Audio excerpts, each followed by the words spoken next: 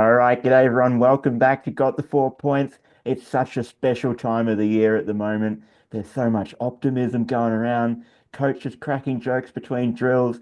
There's a bunch of new players down the club. You've never seen them before. You know their nicknames, but you've got absolutely no idea what their real name is.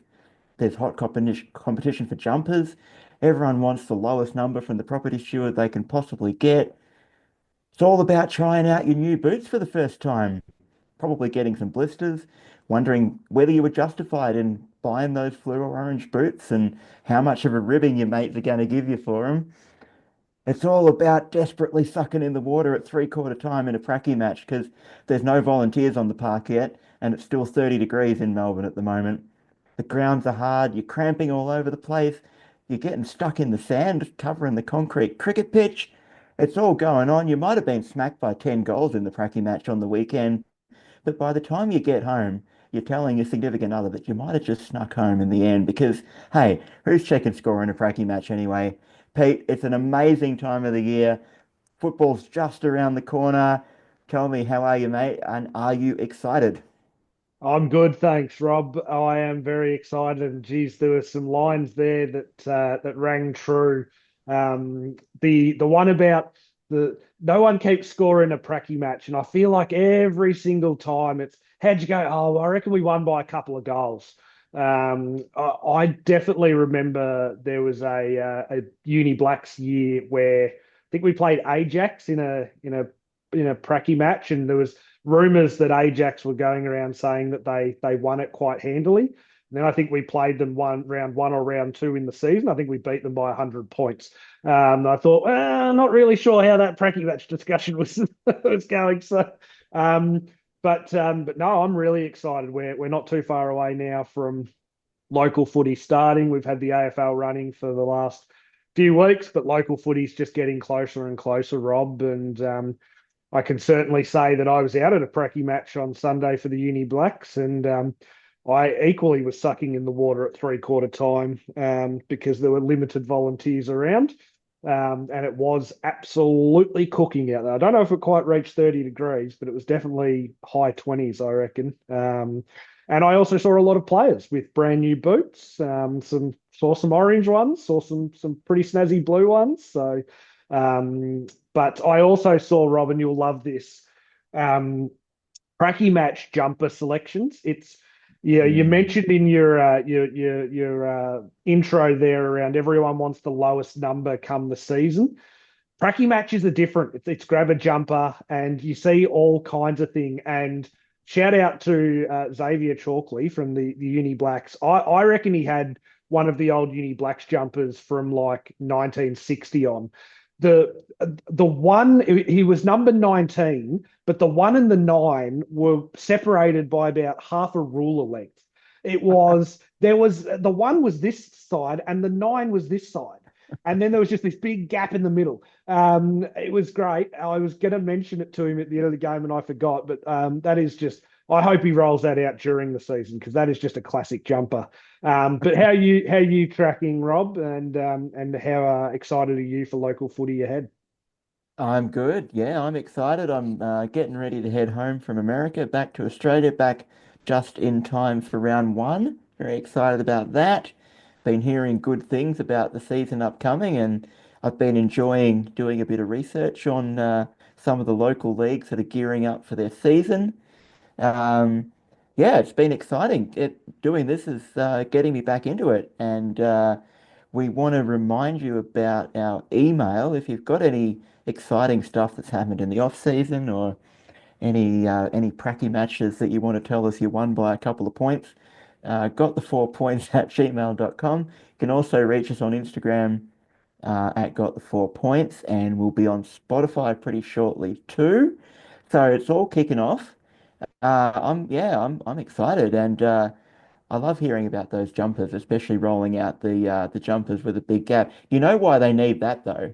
You gotta take into account the scenario where some bloke's coming up from the threes who also wears number 19, and you gotta account for the fact that you might need to get a bit of elastoplast tape and just put in an extra one there. Uh, I was expecting you to say that he was rolling around in number 119 because that is an absolute classic, but just Well, 19 for now. it's funny you say that because in my time as the footy ops manager at the Uni Blacks, we did have a twos game where there was quite a number of thirds players playing, and we had two number tens, and one of our number tens officially became 101. And I remember whacking the bit of white tape on to make said player 101, and I thought. It's a proud moment in club history when you're rolling out the 101. So that's a good point, Rob. And I must admit, a gap would have been handy there because it was a bit of a lopsided 101. It was certainly Mm. favouring the right hand side that 101. But yeah, Chalks is fine. We could just slap a one right in the middle of his 1 and 9, and he becomes 119. We might if he's wearing the same jumper at the next Pracky game, I might suggest that to him as a new number for him. But we're previewing a couple of leagues today, Rob. As we mentioned, local footy getting very close to starting, but not having started just yet. Um, I know that you'll be taking a little bit of a deep dive into the Northern Footy League.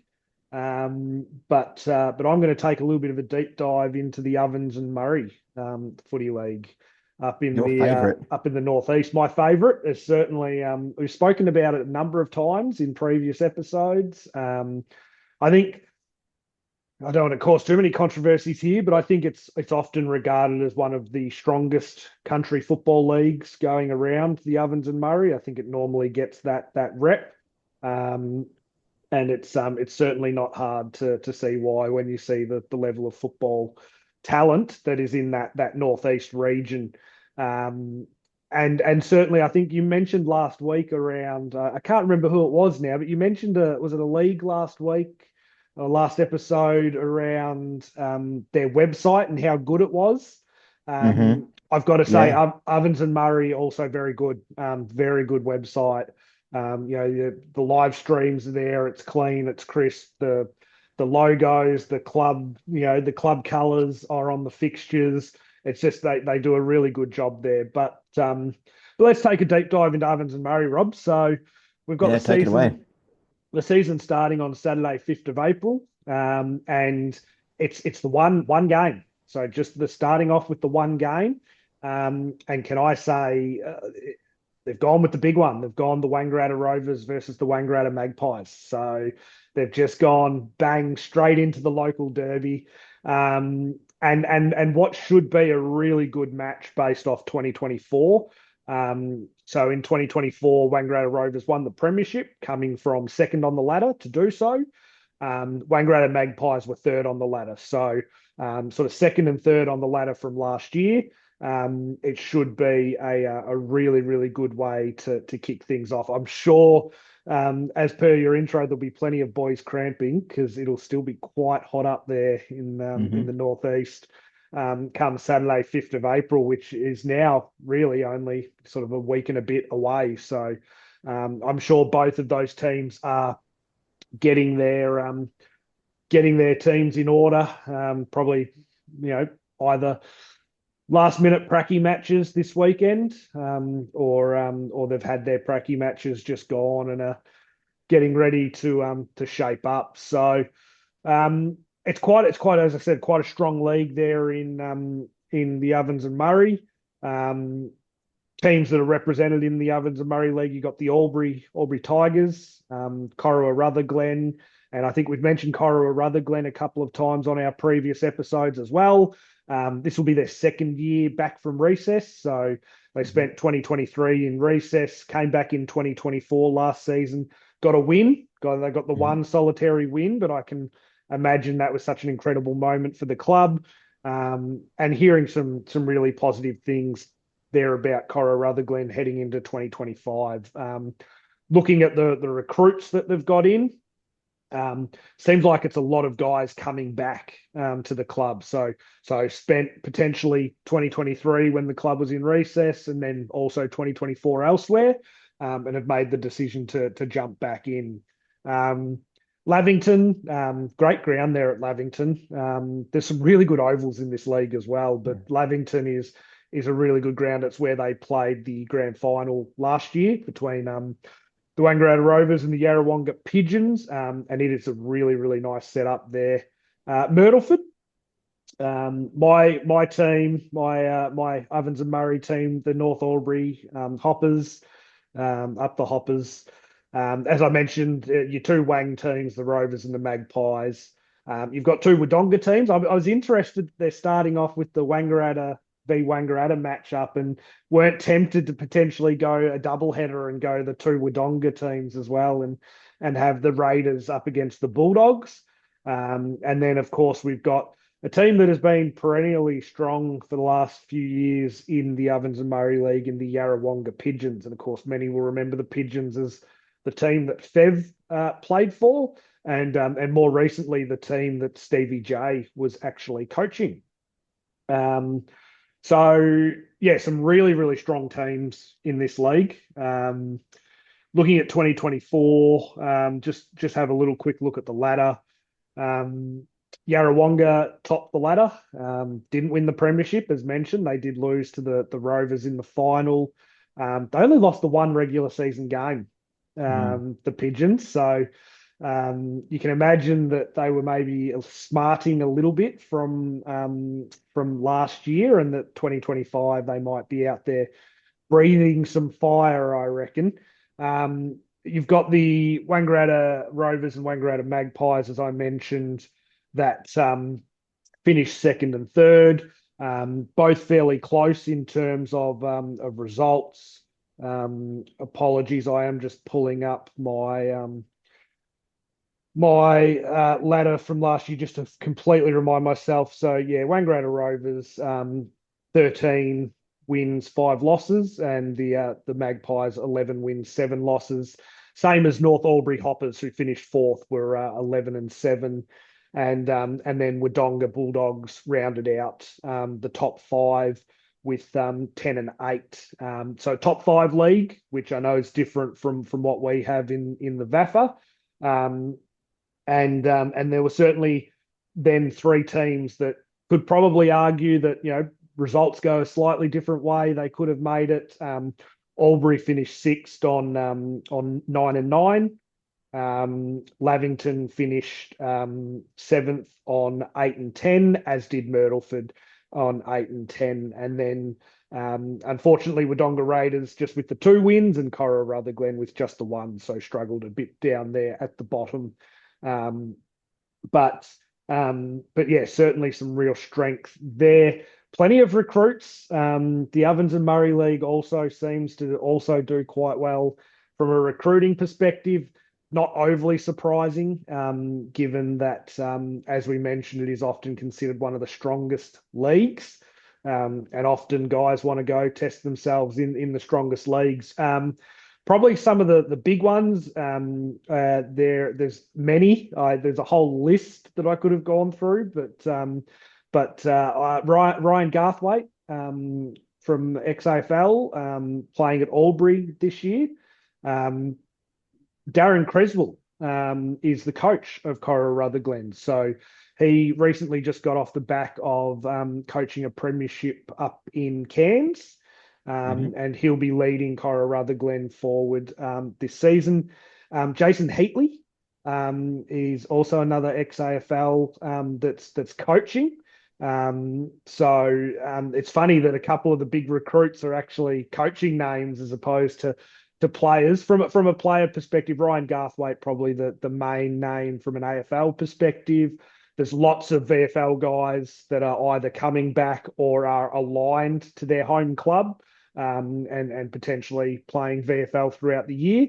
And then there seems to be a lot of just mixing between the leagues. There's a lot of recruits there from all the teams, from nearby leagues. There's players coming across from the likes of Wagunya, which certainly isn't too far from so your Cora Rutherglens, your Mittas, and there's certainly some good local recruits that are going to be playing some pretty high standard Ovens and Murray footy this year. I saw there were a couple from Monash Blues that Oh, are okay. playing at different teams. But even from a VAFA perspective, there's a few players going obviously back to home roots and enjoying their time there back in the Ovens and Murray League. So yeah, Saturday, 5th of April is when the season kicks off. In terms of it's obviously a little bit of a opening round, round zero. That's certainly what they've got it on their fixture. The rest of the matches kick off the week following on Saturday the 12th. So um, now go with me here because it sounds weird, but North Albury playing Wangaratta Rovers. So of course, just like in the AFL, it's going to be a bit of a weird season where there's going to be a team that's played multiple games before others have played multiple games.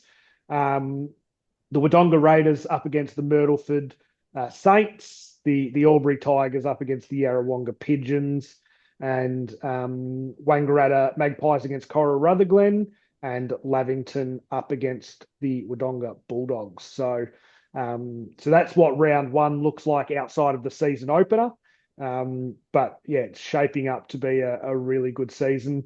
In terms of strength, really hard, I think, as we've discussed in our VAFA update in the last episode. Sometimes you're just reading between the lines of recruits and strength from last year.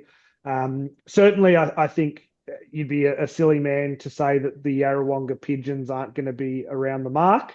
They always seem to be around the mark in the Ovens and Murray, and I'm expecting that to be the same this time round. Um, Similarly, I think that from what I've seen, this could just be biased, but I reckon the Hoppers are in for a good year. They don't seem to have lost many, and they've seemed to have recruited quite well. Look, hearing some whispers, rumours that the Wang Rovers have lost a few from that premiership winning side.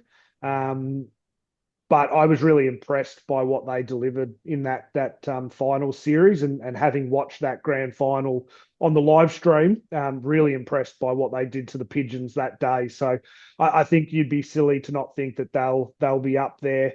Um, yeah, not sure about the Magpies. In all honesty, that's Ben Reed's old Mhm. club. He's just left as coach there. That's the one Jason Heatley is coming in to coach. They don't seem to have a massive amount on the recruits list, but maybe the season opener against the Rovers will give us an indication of where the Magpies are at. Um, I'm a Bulldogs man, so I'll back the Wodonga Bulldogs in all day, every day of the week. But certainly from what the Wodonga Bulldogs did last year in the finishing fifth, but pushing their way through that final series, I think that they're potentially a chance. And I'm quite bullish about Cora Rutherglen. I don't know. It seems like there's a lot of recruits coming back to the club. There's a bit of energy back there at the club. Um, I'm hopeful that will go well. Fun fact there about Cora Rutherglen, the president or co-president, I should say, they've got co-presidency is Bo Longmire. And that just does happen to be the brother of John Longmire. So now there isn't any murmurings that John's going to be helping in any capacity, but I'm sure maybe at some point throughout the season, John might find himself down there at Corowa, supporting, given that he is a Corowa Rutherglen boy himself. So he's got that connection there. So I think he might potentially find himself down to a few trainings just helping. But I'm really hoping for a good year for them because I think we hate seeing football teams folding or going into recess. We've had that discussion with Maryborough that are in recess for this season. I think we love seeing the resurgence of these types of clubs, and I'm hoping that that's what happens here. I think what was really great from what I was looking at, their focus isn't winning games of football, which I know to some might seem really, really strange. Their goal is sustainability. Their goal is being in this league for the next 15, 20, 30 plus years. So that's really, really exciting. But yeah, I think Ovens and Murray League is one to look out for. If you're ever perusing the Play HQ site and you're not sure what leagues you want to look at, I always recommend having a look at the Ovens and Murray League because it always brings up interesting results. And as I said, there's some really strong teams that'll be running out in that league. And I don't know if they're ever bringing back Interleague, Rob. I know that they Interleague sort of got a little bit impacted throughout the COVID period, but if they do ever bring back Interleague, I think yeah, Ovens and Murray would be right up there again. Yeah, nice work. Great summary. I was thinking John Longmire ended up playing for North Melbourne in the Roos colours as well. So Correct. oh, Yeah. not perhaps not that many people that get to play their junior football and then AFL football in the same jumper. That'd be pretty cool to know. Yeah. I guess there's been a few. There's a prevalence of AFL jumpers through local footy, but that's a good one. I did see the Ovens and Murray or the Yarrawonga Football Club in conjunction with the whole league and also other leagues as well, I believe, held a gather round. I think that was last weekend. That came up in my news feed. That looked pretty awesome. It's like they put on a gather round on the Murray with a music festival and some food trucks and some football and plenty of netball, and that sounds like a great idea. I Mm, wonder if instead of the round zero in the AFL, maybe they could think of an opening gather round with a festival atmosphere like that. That sounded mm, pretty awesome. So good on the Almonds and Murray and the Pigeons for putting that on. And yeah.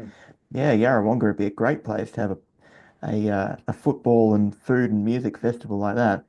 Certainly would be. It reminds me a little bit of the like I don't know if you ever did this back in the day, but sometimes in pre-season you do like lightning premierships, Yeah, and there'd be four or five teams there on the day, and you'd play sort of mini yeah, games against them all. Sounds like a little bit like that, which was always good fun and always a great way to bring everyone together. I mean that gather round concept has gotten such support since the success of the AFL. yeah, Um, yeah, you probably just need the right setup to do it, don't you? It'd be great yeah, if you had a couple of ovals next to each other, and yeah, you could do you know 2 day games and then 2 night games and yeah, go bang bang bang bang. That would be yeah. incredible. I don't know.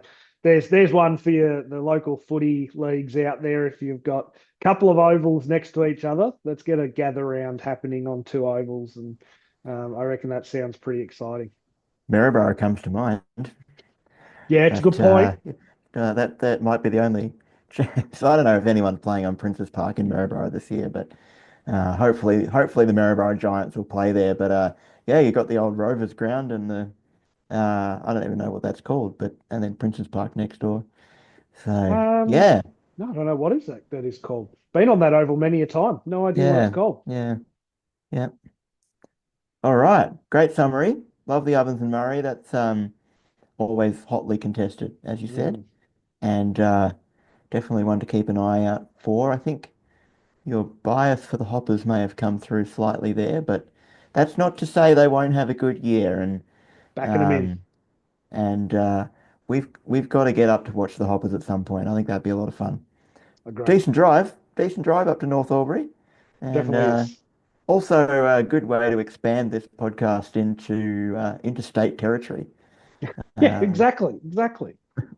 Staying south of the Barassi line, but it's firmly in southern New South Wales there. It is. So we're gonna come a bit further south, ironically, to the Northern Football League. Um, uh, no doubt the suburban leagues in Melbourne, other than the VAFA, uh, distinguish themselves geographically very much by Melbourne. Um, the Eastern Football League and the Northern Football League, Outer uh, East. and the out and the Outer East. What That's do you think right. the people in Malakuta think about the Outer East Football Netball League? Probably like you want them. Do you reckon they should try and enter it, Malakuta? Just put a team in. We're in the outer east, the furthest east. Nobody in Malakuta would want to drive to Healesville to play, but That's anyway, fair. just just saying. Um, all right, Pete, I'm going to have a look at the Northern Footy League. So the season is set to start also on April 5th. Um, Unlike the Ovens and Murray, it'll be the full complement of matches on that day. So we have in 2025 Banyule, Bundura, Greensborough, Eltham, Heidelberg, North Heidelberg, Montmorency, South Morang, West Preston, Lakeside, and Hurstbridge. Some absolute classic Melbourne suburbs in that, and absolute heartland for some champion AFL footballers, Mm. VFL footballers, some really famous names in that league. And in my mind, I was thinking, oh, yeah, I'll have a look at the Northern Football League. And then I thought, oh, but maybe I should have a look at the Diamond Valley Footy League because I'd heard about that one in the north as well. And what I didn't realise was that the Northern Football League is the Diamond Valley Football League. It's just changed its name, so that makes sense. And a lot of these old famous footballing names in Melbourne are now in the Northern League were Diamond Valley teams. So I um, I got a little bit curious. I thought I'd have a little look through the history.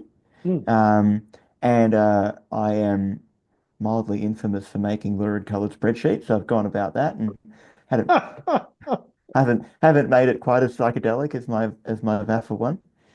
But I was a little bit intrigued at what's happened in the Northern Football League. So it's 2009, I believe, that it changed from the Diamond Valley to the Northern Footy League.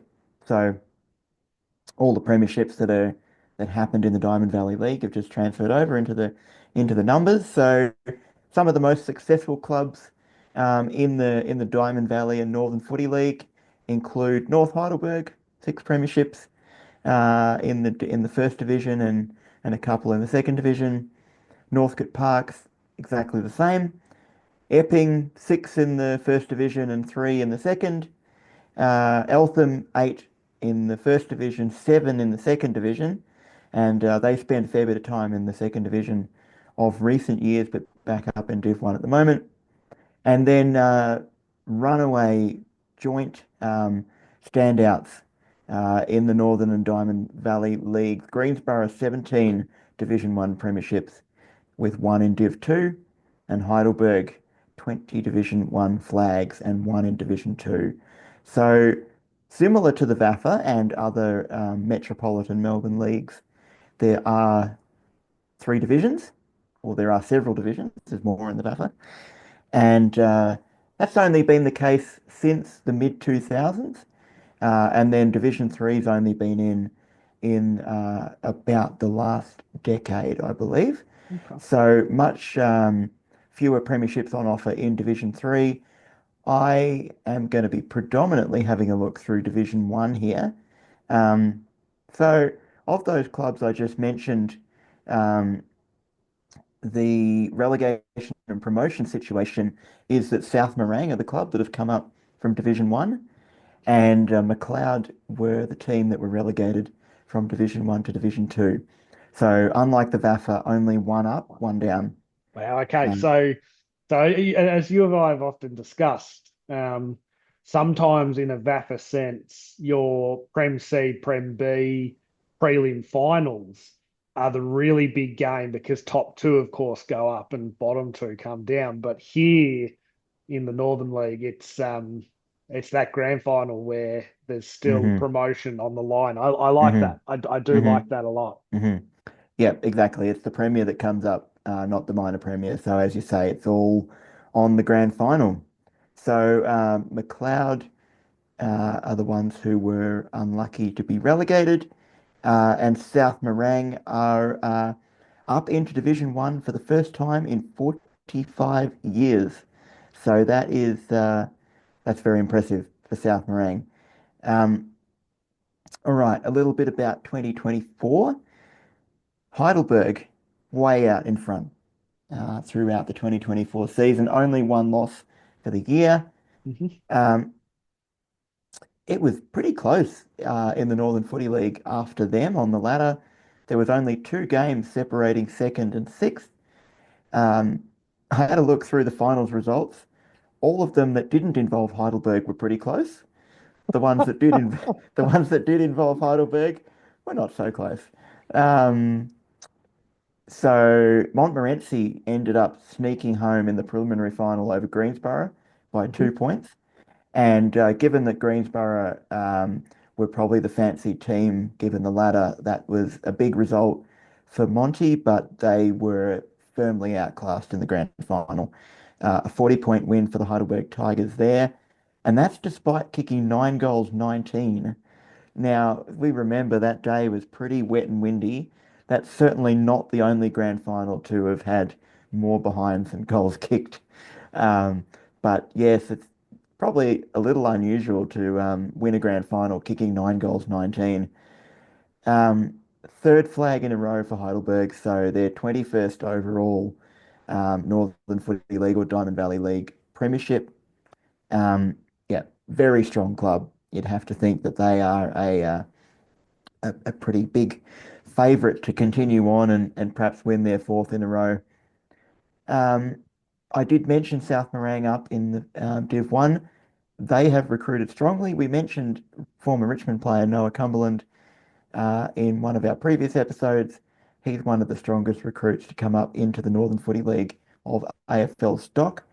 Um, and so, yeah, South Morang up into Div 1. They are one of only three teams that haven't won a Div 1 premiership that are up in the first division this year. So Hurstbridge and Banyule are the others. Banyule haven't been in the Northern Footy League that long. I know they used to play in the VAFA actually. Mm. So they're a team that's transferred over. Um, the recruiting looks pretty strong at Greensborough. Um, there was an interesting article that I read about them in the Herald Sun talking about the fact that the majority of their side was under 23 last season, under 23 years old. So pretty impressive probably to win as many games as they did and make it through to a prelim final that they probably should have won. Um, and they brought in a bit of ex-VFL talent as well. So strong recruiting year from Greensborough. As I said, hard to go past Heidelberg, but I would think Greensborough perhaps would be the ones giving them a good shake.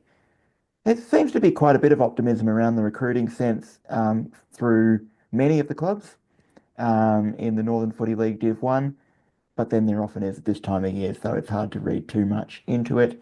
Mm.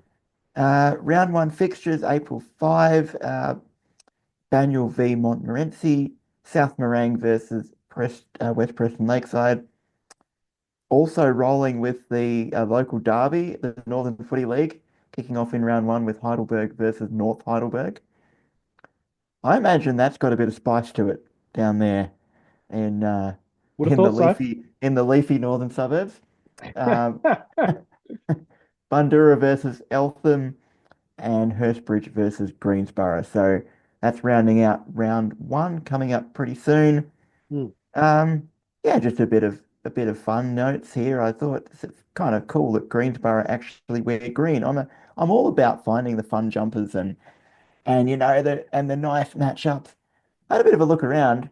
There's Red Hill on the Mornington Peninsula. They do wear red, Okay. and Black I, Rock. I was They just trying to also wear think of black.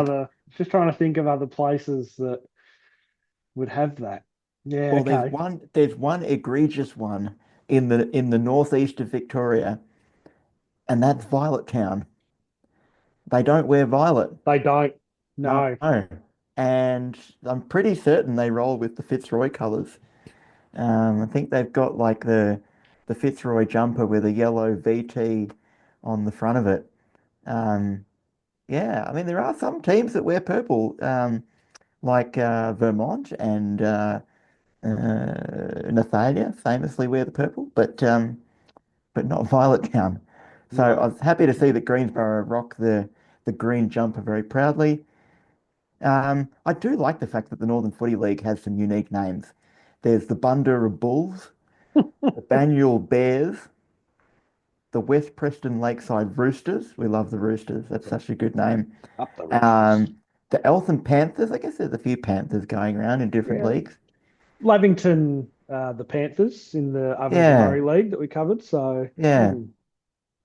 And then I also super impressed with the Northern Footy League website. But the websites for Ivanhoe and Epping are also pretty good. They're actually down in Div 3. But yep. I did note that the Ivanhoe website says welcome to the home of the Hoers, and Epping says welcome to the home of the Pingers. So